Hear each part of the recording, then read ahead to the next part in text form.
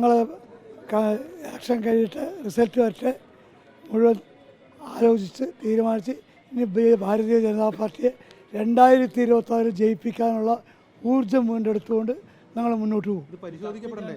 അതൊക്കെ ഒരു ശക്തി ഒരു ഉപതെരഞ്ഞെടുപ്പ് വരുമ്പോൾ മികച്ച പ്രകടനമാണ് പാലക്കാട് കാഴ്ചവെച്ചിരിക്കുന്നത്. കണക്ക് നിങ്ങൾ അസംബ്ലി ഇലക്ഷൻ ലോക്സഭ ഇലക്ഷൻ അല്ല, ഇത് ഉപതെരഞ്ഞെടുപ്പാണ്. ഉപതെരഞ്ഞെടുപ്പിൽ കേരളത്തിൽ BJPക്ക് മികച്ച പ്രകടനമാണ് പാലക്കാട് കാഴ്ചവെച്ചിരിക്കുന്നത്. ഞാൻ പരിശോധിച്ചില്ല, പോയതാ ബൂത്താന്ന് പരിശോധിക്കട്ടെ. എപ്പോഴും RSS നേരിട്ട് പണിയെടുക്കാറുണ്ട്, അതൊന്നും പ്രശ്നമല്ല. ഇനിയും ഞങ്ങൾ മുന്നോട്ട് പോകും ശക്തമായി. 2 സീറ്റുള്ള BJPയെ ഇപ്പം 400 സീറ്റ് വാങ്ങി ഭരിക്കുന്നില്ലേ. ഞങ്ങൾ ഇതൊന്നും വലിയ പ്രശ്നമല്ല BJPക്ക്. ഞങ്ങൾ മുന്നോട്ട് ശക്തമായി തന്നെ പോകും. അത് ഞങ്ങൾ സംഘടനാ ലെവല് കൂടി തീരുമാനിക്കേണ്ടതാണ്. നിങ്ങളോട് പറയുന്നത്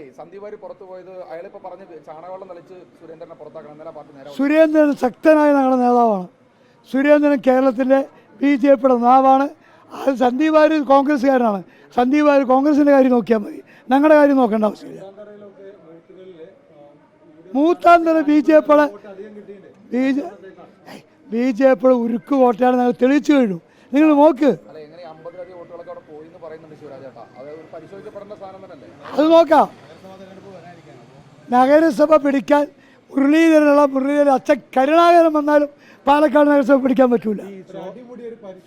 അതൊക്കെ ഞങ്ങൾ ചെയ്തോളാം. അത് നിങ്ങളത് പറയേണ്ട ആവശ്യമില്ല. ഞങ്ങൾ ചെയ്തോളാം. ഞങ്ങൾ ശക്തമായി തന്നെ മുന്നോട്ട് പോകും. അത് കഴിഞ്ഞല്ലോ. ഇപ്പോൾ തെരഞ്ഞെടുപ്പ് കഴിഞ്ഞല്ലോ, അതിനെക്കുറിച്ചുള്ള ചിന്തയില്ല. പൊരുതി ജയിക്കും, അതിനെ പരിശോധിക്കും.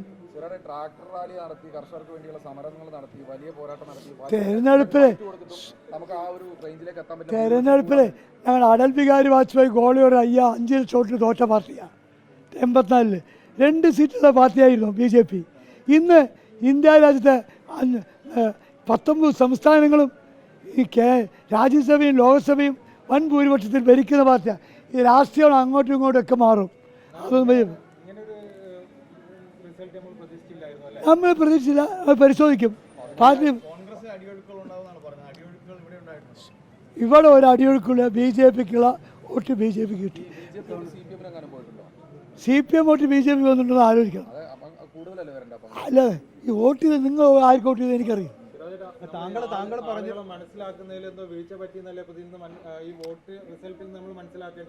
ഈ പോളിംഗ് ബൂത്തിൽ പോയി എന്ത് ചെയ്യുന്ന ആർക്കും അറിയില്ല. നിങ്ങൾ ഇതൊന്നും കണക്കിലൊക്കെ വീഴ്ച തെറ്റും ശരിയൊക്കെ വരാം, തെറ്റും ശരിയൊക്കെ വരാം. കണക്ക് നമ്മൾ ഉള്ളിൽ പോയി വോട്ട് ചെയ്യണം. നമ്മൾ നോക്കിയിട്ടാ അതൊക്കെ ഉണ്ടാവും, പാളിച്ചകളുണ്ടാവും. രാഷ്ട്രീയ പ്രവർത്തകർ പാളിച്ചകളും നേട്ടങ്ങളും കോട്ടങ്ങളൊക്കെ ഉണ്ടാവും. ഇതൊന്നും പത്രക്കാരോട് പറയേണ്ടതല്ല, ദൃശ്യമാധ്യമങ്ങളോട് പറയേണ്ടതല്ല.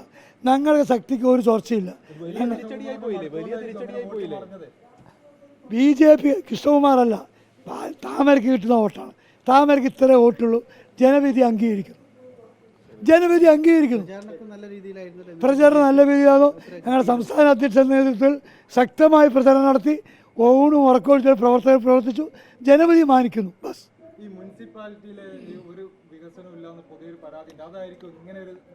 അത് മനോരമ ചാനൽ എപ്പോഴും അങ്ങനെയല്ലേ പറയുള്ളൂ. മുനിസിപ്പാലിറ്റിയിൽ 25 വാർഡ് ഞങ്ങൾ തോൽപ്പിക്കാൻ 2 മുന്നണി യോജിച്ചാലും സാധിക്കില്ല. മുനിസിപ്പാലിറ്റിയിൽ പ്രശ്നങ്ങളില്ല, പാർട്ടി നന്നായി പ്രവർത്തിച്ചു, പിന്നെ എവിടെ കുഴപ്പം സംഭവിച്ചു? അത് നമുക്ക് ആലോചിക്കരുത്. നിങ്ങൾ ഇപ്പൊ തന്നെ ചോദിച്ചാൽ ഞാനെങ്ങനെ പറയും? വിഷമമുണ്ട്. പാർട്ടി എന്നിരുന്നാലും ഞങ്ങൾ മനസ്സ് കരുത്താം. ഞാൻ ഈ BJPയിൽ 5 വയസ്സ് മുതൽ RSSന്റെ സാഹിബാണ്. ഏത് പ്രശ്നം വന്നാലും കൈകാര്യം ചെയ്യാനുള്ള കരുത്ത് ഞങ്ങൾക്കുണ്ട്. ഏറ്റവും വർഷങ്ങൾക്ക് മുമ്പുള്ള ഒരു സംഘം പ്രവർത്തകനാണ്. ശാഖ നടത്തിയ പരിചയമുണ്ട്. ശിവരാജൻ ഇവിടുത്തെ ജില്ലാ പ്രസിഡന്റായിട്ടുണ്ട്, സംസ്ഥാന ഭാരവാഹിയായിട്ടുണ്ട്. ശിവരാജ, ഈ തെരഞ്ഞെടുപ്പിൽ ശിവരാജേട്ടന് തോന്നുന്നത് എന്തായിരുന്നു ഒരു പരിമിതി എന്നാണ് ശിവരാജൻ തോന്നുന്നത്? ഞങ്ങളുടെ പരിമിതി ഞങ്ങൾ ഇനി യോഗം കൂടിയ എവിടെയാണ് പാളിച്ച പറ്റുക ഞങ്ങൾ ആലോചിക്കും. അതല്ലേ ഒരാൾക്ക് വീഴ്ച ആർക്കെതിരെ നടപടി? സന്ദീപ് വാര്യർ ആരാണ് ഈ പാർട്ടിയിൽ?